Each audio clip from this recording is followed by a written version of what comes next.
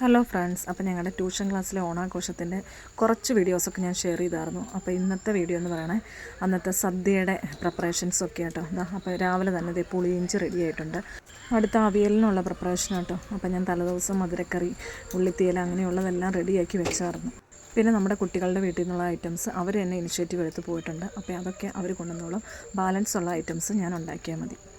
ഓരോ ഓണാഘോഷം വരാറാകുമ്പോൾ എന്നേക്കാൾ ഉപരിയായി അവർ ഇനിഷ്യേറ്റീവ് എടുത്ത് ചെയ്യണം കാണുമ്പോൾ ഒത്തിരി സന്തോഷമുണ്ട് കേട്ടോ. അതുപോലെ ഞാനും അത്രയും ആത്മാർത്ഥതയോടുകൂടി അവരുടെ അടുത്തും പെരുമാറാറുണ്ട്. ആ ഒരു റിലേഷൻ ഞങ്ങളുടെ ഇടയിൽ കാണാറുണ്ട് കേട്ടോ. അപ്പോൾ ഇങ്ങനെ ഓണത്തിന് മാത്രമല്ല ക്രിസ്മസിനും അതുപോലെ തന്നെ ഇയർ എൻഡിങ്ങിൽ സെൻഡ് ഓഫിന് പോലും എല്ലാ പരിപാടിയും വെച്ചാണ് ഞങ്ങൾ പിരിയാറുള്ളത്. അതുകൊണ്ട് കുട്ടികളെക്കാളും ഉപരിയായിട്ട് എനിക്ക് വളരെ സന്തോഷമുണ്ട്. അടുത്ത പരിപ്പ് കറിക്കുള്ള പ്രിപ്പറേഷൻസ് കേട്ടോ. ഇതിനിടയിൽ ഒരു കാര്യം പറയട്ടെ, ഞങ്ങളുടെ വീഡിയോ കാണുമ്പോൾ ഇഷ്ടമായ ഒന്ന് സബ്സ്ക്രൈബ് ചെയ്ത് സപ്പോർട്ട് ചെയ്യണം. അതുപോലെ നിങ്ങളുടെ അഭിപ്രായങ്ങളൊന്ന് കമൻസായിട്ട് രേഖപ്പെടുത്തണം. ഇഷ്ടപ്പെട്ട ഒരു ലൈക്കും ചെയ്യണം കേട്ടോ. അതുപോലെ ഫേസ്ബുക്കിലും ഇൻസ്റ്റയിലൊക്കെ ആണെങ്കിൽ ഒന്ന് പേജ് ഒന്ന് ഫോളോ ചെയ്യാനും കൂടെ മറക്കല്ലേ. ഇന്നത്തെ ദിവസം എന്ന് പറയുന്നത് എണീറ്റത് മാത്രമേ എനിക്ക് ഓർമ്മയുള്ളൂ. ബാക്കിയെല്ലാം ഒരു ഓട്ടപ്പാച്ചിലായിരുന്നു കേട്ടോ. എല്ലാം ഉണ്ടാക്കാൻ വളരെ സന്തോഷമായിരുന്നു. നമ്മുടെ മക്കൾക്ക് ഏറ്റവും സാറ്റിസ്ഫാക്ഷനായിട്ട് ഒരു ഓണസദ്യ കൊടുക്കാൻ അതെനിക്ക് വളരെ സന്തോഷം നിറഞ്ഞ കേട്ടോ. അതുകൊണ്ട് എല്ലാം തകിപ്പുകയെന്നെല്ലാം ചെയ്ത് തീർത്തു കേട്ടോ. ഓരോന്നും ചെയ്ത് തീർക്കാൻ നിൽക്കുന്നില്ല, ഓരോന്നും ചെയ്തതിൻ്റെ ബാക്കി ബാലൻസായിട്ട് ഓരോന്നിനുള്ള പ്രിപ്പറേഷൻസ് നടത്തിക്കൊണ്ടിരിക്കുന്നത്. ഇപ്പോൾ ഇത് വെള്ളരിക്ക പച്ചടിക്കുള്ള വെള്ളരിക്ക കട്ട് ചെയ്തുകൊണ്ടിരിക്കണേ.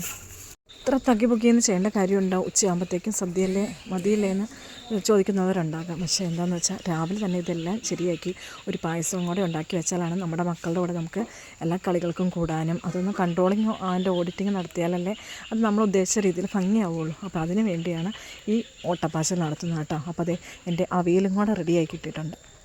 ഇതിനിടയിൽ വെള്ളരിക്ക പച്ചടിക്കുള്ള തേങ്ങ ഞാൻ അരച്ചെടുക്കുന്നുണ്ട് കേട്ടോ.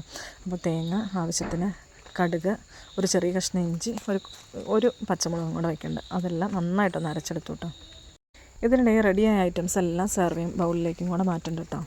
അതൊക്കെ കാണുമ്പോഴല്ലേ ഒരു സന്തോഷം. ഇത്രയും ഐറ്റംസ് ആയല്ലോ എന്ന് പറയുമ്പോൾ നമുക്കൊരു മനസ്സിന് വളരെ ഒരു സന്തോഷം തോന്നുമല്ലോ.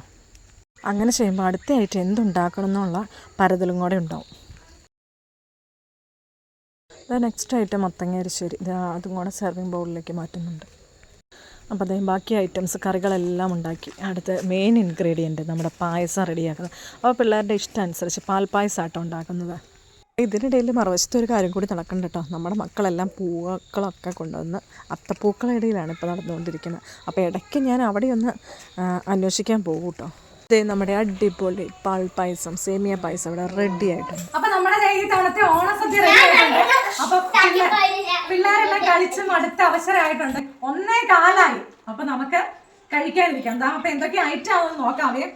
ചോറ്, കാളൻ, സാമ്പാർ, മധുരക്കറി, വെള്ളരിക്ക പച്ചടി, ബീട്രൂട്ട് പച്ചടി, പുളിയിഞ്ചി, എരിശ്ശേരി, പയറ്, അവിയല്, ശർക്കര വരട്ടി, ചിപ്സ്, പപ്പടം, അച്ചാറ്, ഉപ്പ്, വെള്ളം, ഇല, സേമിയ പായസം.